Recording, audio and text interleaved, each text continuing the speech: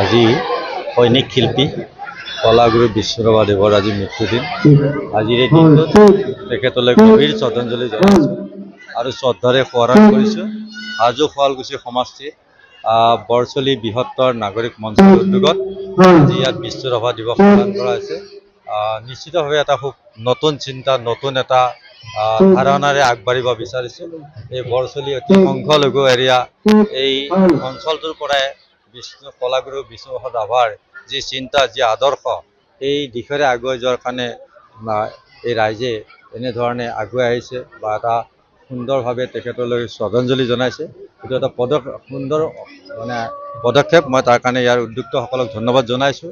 আৰু সংস্কৃতি হ'ল জাতি এটাৰ আত্মা, কাৰণ জাতিটোক আগুৱাই নিয়াৰ ক্ষেত্ৰত সাংস্কৃতিকভাৱেহে আমি শক্তিশালী কৰিব পাৰোঁ। আৰু অসমীয়া জাতি এটা বিভিন্ন জাতি জনগোষ্ঠীৰ সাংস্কৃতিক দোলেৰে বান্ধ খোৱা এটা জাতি। এই জাতিটো অধিক শক্তিশালী হ'বলৈ হ'লে প্ৰতিটো জাতি জনগোষ্ঠীৰ সাংস্কৃতিক যিসমূহ উপাদান, সেইসমূহ আমি একেলগে উপস্থাপন কৰি কলাগুৰু বিষ্ণুৰাভাই দি যোৱা বাৰ্তা, কলাগুৰু বিষ্ণুৰাভাই কৈ যোৱা ভাষাৰে আমি আগুৱাই যাব লাগিব। সংগ্ৰামী চেতনা ৰাখিব লাগিব।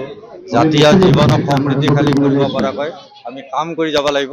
আজি কলাগুৰু বিষ্ণুপ্ৰসাদ দেৱৰ এই দিৱসৰ দিনা আমি তেখেতৰ আদৰ্শৰে আগুৱাই গ'লে তেখেতে কৈ যোৱা কথা, কৰি যোৱা কাম, সাংস্কৃতিকভাৱে দি যোৱা বাৰ্তা আমি সকলোৱে যদি সেই আদৰ্শৰে আগুৱাই যাওঁ, নিশ্চিতভাৱে জাতিটো অতি শক্তিশালী হ'ব পাৰিম।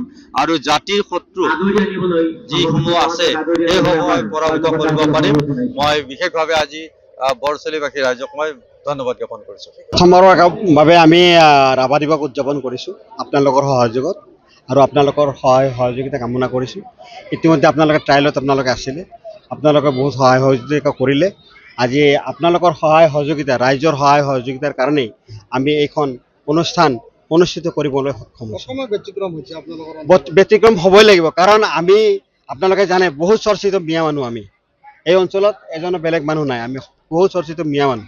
কিন্তু আমি নিজকে মিয়া বুলি কেতিয়াও দাবী নকৰোঁ। আমি অসমীয়া বুলি গৌৰৱ কৰোঁ। আৰু অসমৰ লোক সংস্কৃতি, ইয়াত থকা যিবোৰ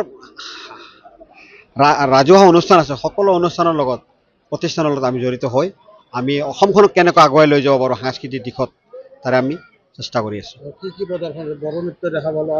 ইয়াৰ পিছত বিহু নৃত্য দেখা পাব, ইয়াৰ পিছত আপোনাৰ ৰাভা নৃত্য দেখা পাব।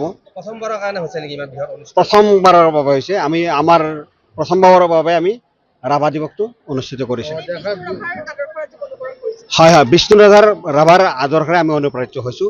আৰু তেখেতৰ যিবিলাক নীতি নিয়ম, তেখেতৰ যিবিলাক স্বাধীনতাৰ আগৰ যিবিলাক তেওঁৰ যিবিলাক ধাৰা, সেই ধাৰাবোৰ আমি তেখেতে অসমক দি যোৱা যিবোৰ গানৰ মাজেৰে হওক বা কবিতাৰ মাজেৰে হওক, আবৃত্তিৰ মাজেৰে হওক, বা তেখেতৰ নেতৃত্ব দিয়া যিবোৰ মানে কাৰ্যসূচী, কৰ্মপন্থা আছিল, সকলোবোৰ কৰ্মপন্থাই আমি অনুকৰণ কৰি আমি অসমখনত কেনেকৈ আগুৱাই লৈ যাব পাৰোঁ তাৰে চেষ্টা কৰোঁ।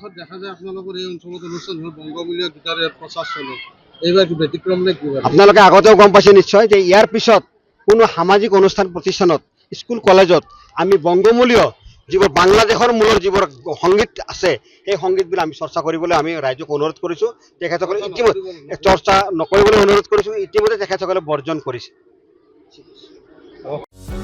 যিকোনো খবৰৰ বাবে যোগাযোগ কৰক আমাৰ এই নম্বৰত 9181 307 221।